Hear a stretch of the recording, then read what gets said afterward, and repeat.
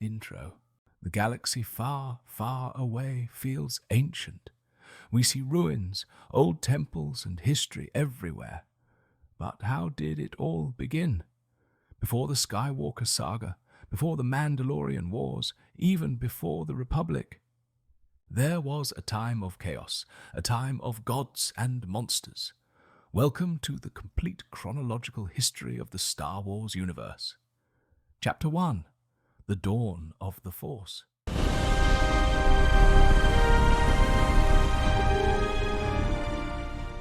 Chapter 1. The Architects. The galaxy wasn't shaped by chance. It was engineered.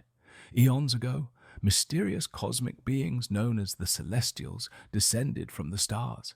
They were the architects. Using the insectoid Killik hives as their workforce, they moved entire planets. They built the Corellia system. They constructed the Centerpoint Station, a machine capable of moving black holes.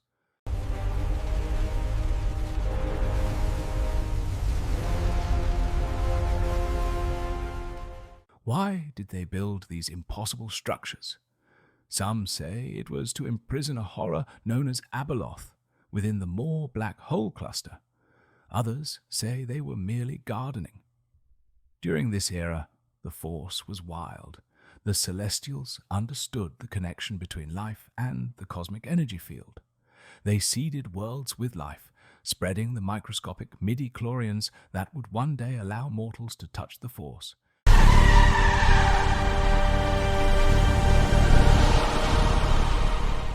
Transition. But the architects eventually vanished, leaving their toys behind. And where there is power, there is always someone waiting to steal it. In the deep, unknown regions, on a watery world called Lehon, a predator was evolving.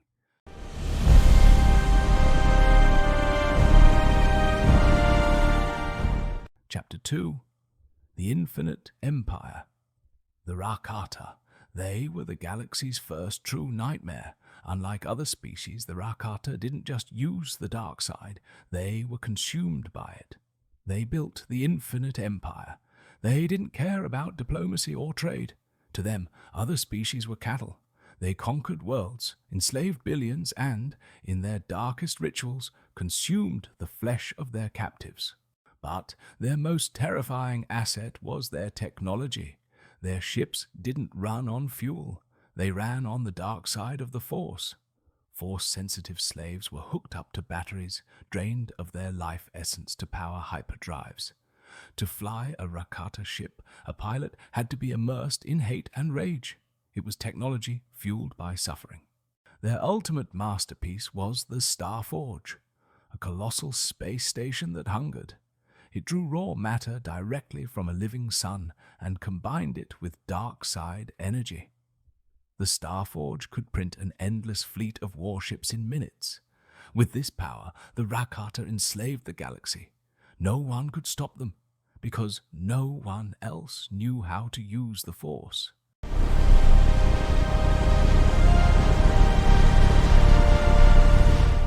Midpoint cliffhanger. The galaxy was drowning in darkness. Hope seemed lost. But the Force has a will of its own. It does not tolerate imbalance for long.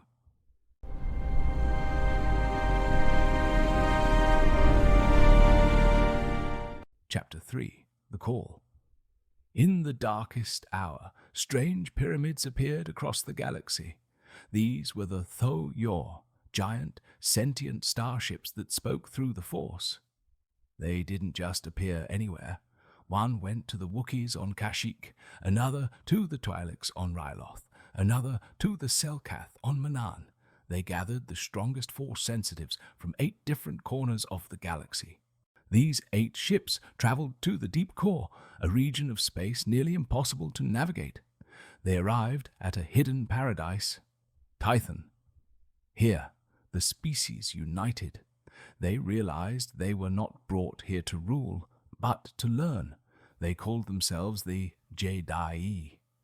In their ancient language, J meant mystic, and Dai meant center. They were the mystic center.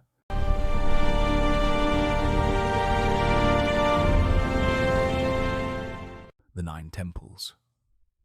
Tython was not just a home, it was a classroom. The Jedi built 9 great temples, each dedicated to a different aspect of the Force. At Anil Kesh, they studied science and alchemy. At Bodhi, they studied the arts. At Maharakesh, they studied healing. It was a civilization built entirely around the Force, thousands of years before the Republic existed.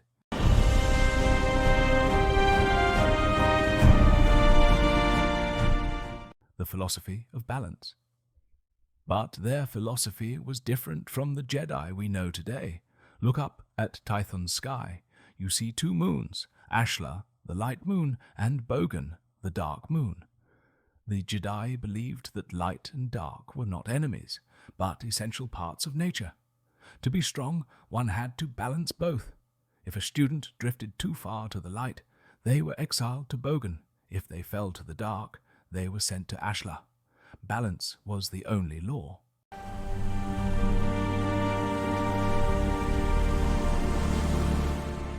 Chapter 4.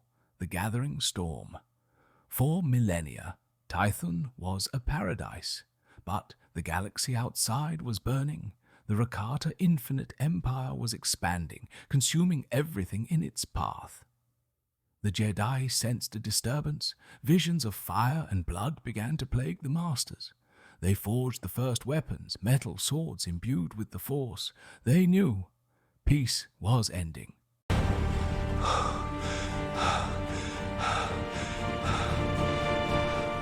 The cliffhanger. And then it happened. A Rakata Force Hound, a dark side warrior named Zesh, crashed onto Tython. He brought with him a weapon never seen before, a blade of pure energy, the Forcesaber. The Infinite Empire had found them. The era of isolation was over. The light and the dark were about to clash for the very first time.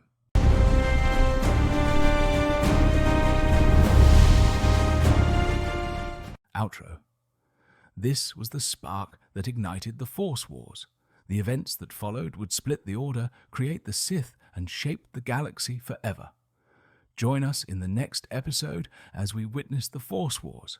Subscribe to DioNyxion to follow the timeline. May the Force be with you.